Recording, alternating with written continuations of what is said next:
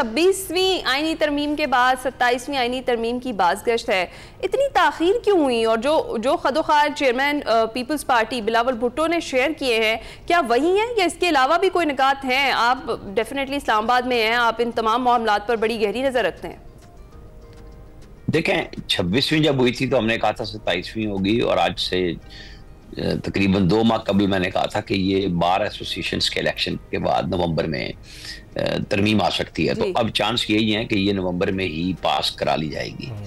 तो जाहिर है कि आपको पता है कि पिछली दफ़ा JUI के मौलाना फजलुर रहमान और PTI की सारी क़यादत ने गवर्नमेंट पे ब्लेम लगाया कि इनके पास तो इतला ही नहीं थी, मुसवदा ही नहीं था कि 26वीं तरमीम कौन सी है, क्या है, और ये सिर्फ हमसे हमायत मांगने आ रहे थे। तो इस दफ़ा हुकूमत और उनके तादियों ने पहला जवाब तो ये दे दिया कि जी तरमीम भी हमारे पास है, ला भी हम रहे हैं, और अपने तादी बड़े तादी से सबसे पहले प्राइम मिनिस्टर जाके मिले हैं, और उसी तादी ने Bilawal Bhutto chairman peoples party ने एक्स पे मैसेज कर दिया और बता दिया कि बुनियादी खदोखाल क्या है जो आपने अभी बताए हैं। ज़ाहिर है इसमें कुछ चीज़ें ऐसी होंगी जो 26वीं तरमीम में रह गई, जहां कोई लकूना होगा उसको दूर कर लिया जाएगा। और इनके अलावा ये तो थी ना मेन सेलिएंट फीचर्स आप कह लें कि जो तरमीम का है कि ये लानी है, और ये बड़ी हैं, इनको हजम करना आसान नहीं होगा, जैसे कैदर साहब ने कह भी दिया। और अपोजिशन का काम है कि वो कहे, और उनको चाहिए कि इसके ऊपर ये कह देना कि मैंडेट नहीं है, तो मैंडेट की बात तो आप करते रहें, गवर्नमेंट भी चल रही है, 26वीं तरमीम भी हो चुकी, आईनी बेंच भी बन गया, अब जा रहा है आईनी कोर्ट पे, और ये तो मिसाक जमहूरियत में मौजूद है। कल कायरा साहब भी कह रहे थे कि ये तो शहीद मोहतरमा बेनज़ीर भुट्टो का ख्वाब था।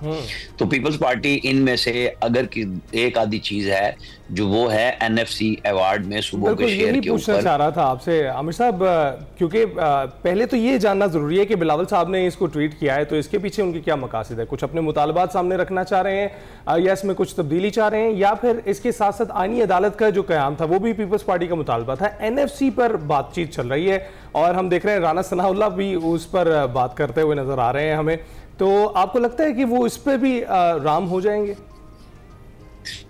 देखिए, पब्लिक करने का मकसद है बहस छिड़वाना। पीपल्स पार्टी के अंदर भी बहस शुरू हो गई है, रहनुमा TV पे भी आने लग गए हैं, और 6 तारीख को वो कहते हैं हतमी फैसला होगा। तो फैसला सदर जरदारी साहब की सरबराही में, बिलावल भुट्टो की सरबराही में जब CEC बैठेगी और वो कर लेगी तो चूं चरा खत्म हो जाएगी कि ये फैसला नहीं है, ये फैसला है। आपको याद होगा कि रजा रब्बानी साहब ने रोते हुए भी आईनी तरमीम पे वोट दे दिए थे कि मेरा दिल नहीं कर रहा, लेकिन पार्टी डिसिप्लिन में मैं मौजूद हूँ। तो अब भी कुछ ऐसा ही होने जा रहा होगा, क्योंकि बेशतर वो चीजें हैं जिसमें इक़्तिदार का हिस्सा शामिल है पीपल्स पार्टी के पास। अगर वो साथ मुतालबा उनका ये भी है कि हमें आज़ाद कश्मीर में हुकूमत दे दी जाए, GB में भी आइंदा इलेक्शन हम लड़ेंगे, हमारी हुकूमत होनी चाहिए, तो सियासत कुछ लो और दो की बुनियाद पर होती है। राजनीति खेल इसी चीज का है। पीपल्स पार्टी जो सिंध में खेलती है अपने मुखालिफ और इत्तेहादियों के साथ, तो वो उसको फेस भी करती है मरकज में आके। कहीं वो सदारत ले लेती है, कहीं चेयरमैन सेनेटशिप लेती है, गवर्नरियां लेती है, चीफ मिनिस्टर बलूचिस्तान ले लेते हैं 2.5 साल के लिए। तो ये चीजें इक़्तिदार का हिस्सा है ना। आप बेशक वफाकी हुकूमत का हिस्सा ना हो, लेकिन इक़्तिदार में उनके शरीके-कार हैं। तो अब आपका इम्तिहान आ रहा है पीपल्स पार्टी का। वो जो 18वीं तरमीम के सबसे बड़े स्टालवर्ड्स थे कि ये हमारा ख्वाब था और हमने पूरा किया, तो अब उसमें कुछ चीज़ों के बारे में एक हकायक ये आए हैं कि सूबों के पास सारा चला जाता है, मरकज कर्जे उतारता रहता है और पीछे कुछ बचता नहीं है। तो अगर ये बात दुरुस्त है, जो कि काफ़ी कई जगहों पे ठीक है, लेकिन सूबे भी अपने ना तो टैक्स पूरी तरह इकट्ठे करते हैं, बहुत लूप होल्स हैं उसके अंदर, और मरकज तो माशाल्लाह आपको पता है हर साल हदफ लेता है, और फिर हर सेमाई की और हर माहाना रिपोर्ट में अभी भी 276 अरब रुपए का शॉर्टफॉल है। तो काम तो हमारे सारे के सारे एक जैसे ही हैं कि ना हम टैक्स पूरे वसूल करते हैं, कोताहियां करते हैं और बोझ फिर लाते हैं अवाम पे। बहरहाल अब हम इस आईनी तरमीम पे आ जाएं तो वो यही है कि अब पीपल्स पार्टी की क़यादत को पहला फैसला करना है, फिर बाद में मीडिया PTI ने उनके ऊपर बरसना है या क्या करना है, ये तो बाद की बात है। लेकिन मुझे नहीं लगता कि पीपल्स पार्टी इस आईनी तरमीम से बाहर जाएगी। अच्छा आमिर साहब, 26वीं तरमीम के वक्त भी हमने देखा मौलाना फजलुर रहमान से मुलाकातें हुई, और अब भी कुछ दिन कबल बिलावल भुट्टो जरदारी की मुलाकात हुई मौलाना से। नंबर पूरे होने के बावजूद मौलाना साहब से मुलाकात का मकसद क्या है? क्या उन्हें एतमाद में लिया जाए ताकि कोई एहतजाज वगैरह ना हो और हुकूमत आसानी से अपना काम कर सके? क्या इसके पीछे पर्पस क्या है?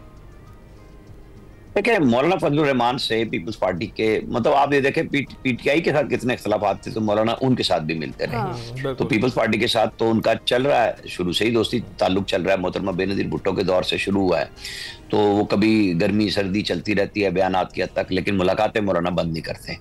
अब पिछली दफ़ा ये काम मोहसिन नकवी और बिलावल भुट्टो जरदारी के पास था 26वीं तरमीम का, और बड़ा क्रेडिट भी लिया बिलावल भुट्टो ने खुद भी, और आपको पता है कि अवार्ड भी मिला उन्हें और सारी चीजें उन्होंने की। अब उन्होंने पब्लिक कर दी है। यही चीज होगी कि 6 तारीख को ज्यादा दूर नहीं है, परसों 6 तारीख है, और परसों तरसों में ये चीजें खुल के पीपल्स पार्टी में, चाहे वो एक दिन नहीं तो 2 दिन इजलास कर लेंगे। उनको असूली फैसला करना है कि क्या वो सूबों के NFC अवार्ड में जो शेयर है उससे दस्तबरदारी या कम करने पे राजी हैं या नहीं। बस मेन पॉइंट यही है।